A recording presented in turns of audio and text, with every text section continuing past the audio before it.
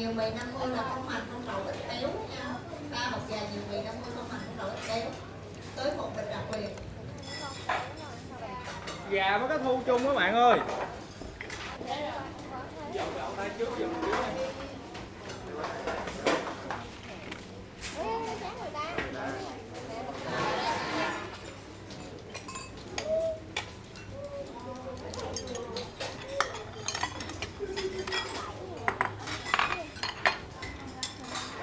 Xíu nha anh Gà. Gà cá thu.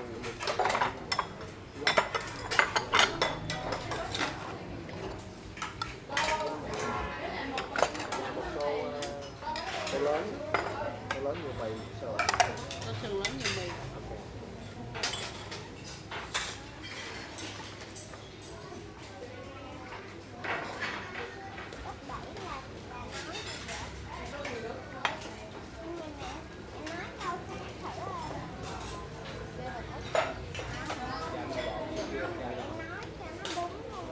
Bạn cầm giùm mình. Cầm giùm mình hết mình lau lên sạch nước chảy ra.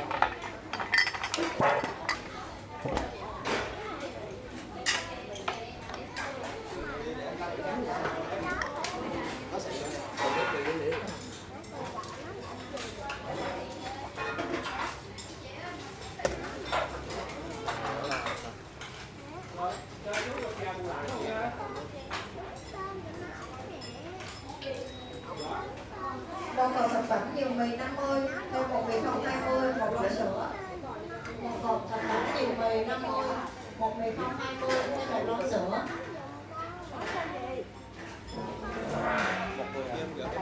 Cảm ơn.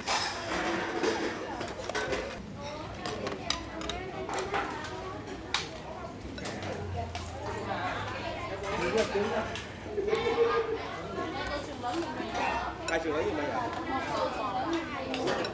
Không ăn này cắt đi bé.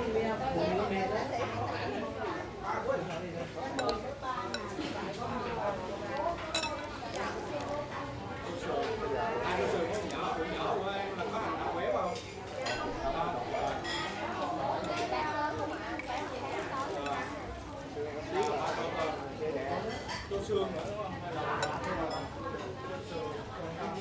nó chỉ trả ra dùm em con.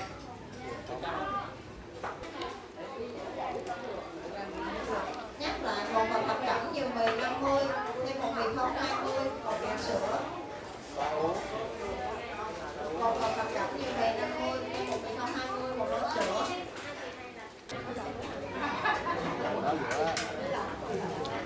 Anh đi đi đã.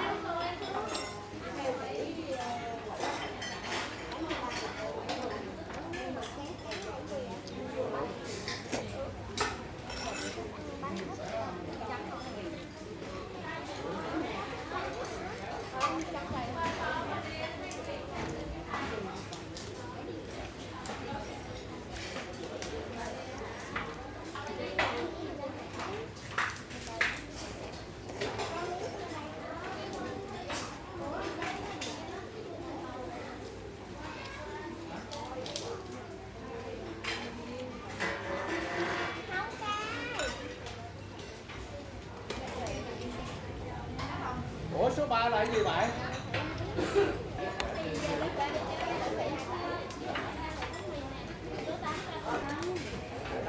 Những gì trai?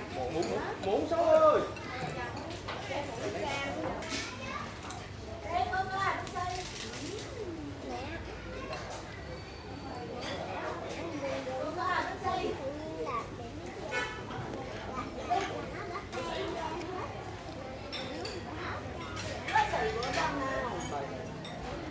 Hai bình có một gà tôm, một gà trứng hả chị?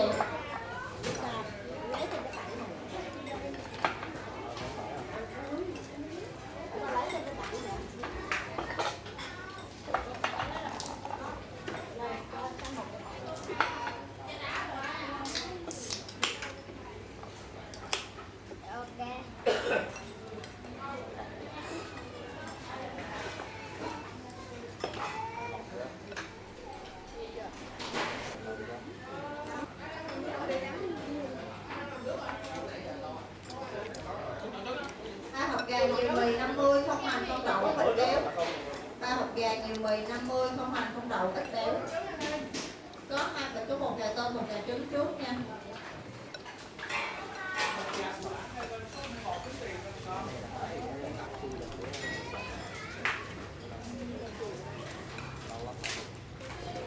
phải giữ nó giữ hoài thì qua người khác nó lên sao. Rồi chưa?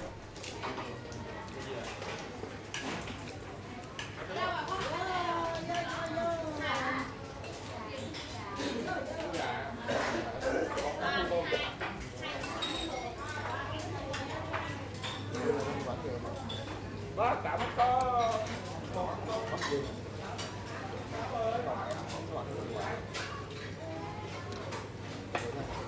mình đi học ở đây đi học ở đây bên đây đó